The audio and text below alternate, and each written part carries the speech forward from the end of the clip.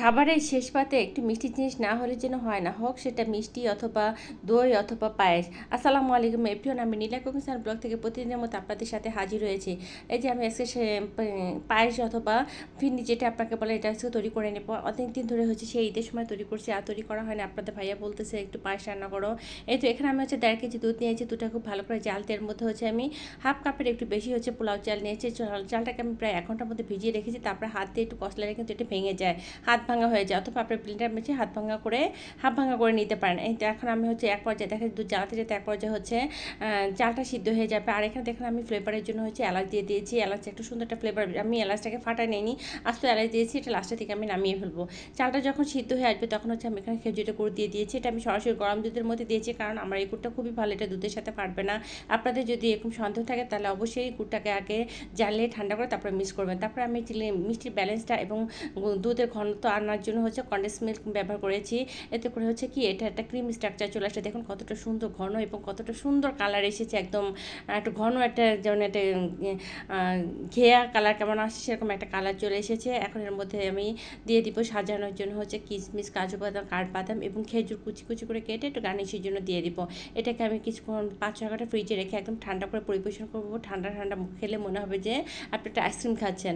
এখন হচ্ছে আমি রান্না থেকে চলে গেছি, রান্না করবো হচ্ছে গরুর মাংস। আমি এখানে গরুর মাংস হাত মাখা করে নেব। এখানে আমি সমস্ত ধরনের মশলা অ্যাড করেছি, আদা রসুন পেস্ট, ধনিয়া গুঁড়া, মরিচের গুঁড়া, হলুদের গুঁড়া, টালা জিরে গুঁড়া, গরম মশলা দিয়েছি, এলাচ, দারচিনি, তেজপাতা, একটু স্টার দিয়েছি। আমি হাফ স্টারটা যেহেতু একটু স্ট্রং ফ্লেভার, এই জন্য আমি একটু অল্প অ্যাড করেছি।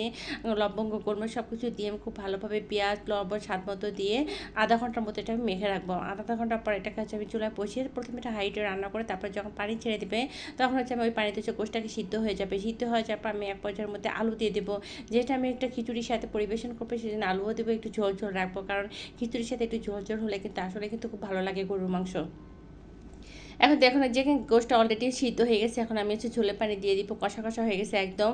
এরপর যে আপনি যদি কষা কষা রাখতে পারেন এই সময় একটু গরম মশলা দিয়ে নামিয়ে নিতে পারেন। তো আমি একটু ঝোল রাখবো দেখে একটু পানি অ্যাড করে দিয়েছি, দিয়ে গরম পানি দিয়ে দিয়েছি, দিয়ে আর কিছুক্ষণ রান্না করার মধ্যে আমি টালা জিরা করে এবং গরম মশলা দিয়ে এই যে আর কিছুক্ষণ রান্না করে নামিয়ে ফেলবো। দেখুন কত সুন্দর তেল ভেসে উঠেছে।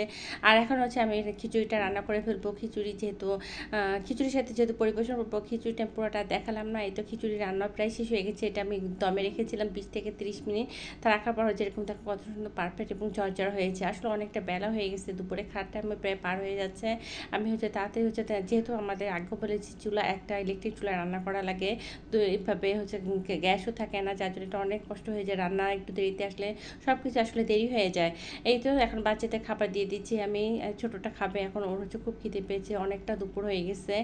ওকে হচ্ছে আমি হচ্ছে গরুর মাংস এবং মুরগির মাংস একসাথে মিক্স করে হচ্ছে দিয়ে দিচ্ছি। যেহেতু আমি মুরগির মাংসটা রান্না দেখালাম না, আরেকদিন অবশ্যই রেসিপিটা দিয়ে দিব। এই তো ছিল আজকে আমার রেসিপি। আমার রেসিপি যদি আপনাদের ভালো লেগে থাকে তবে অবশ্যই লাইক এবং শেয়ার করবেন, আর আমার পেজটিকে ফলো দিয়ে রাখবেন। এই পর্যন্ত সবাই ভালো থাকবেন। আল্লাহ হাফেজ।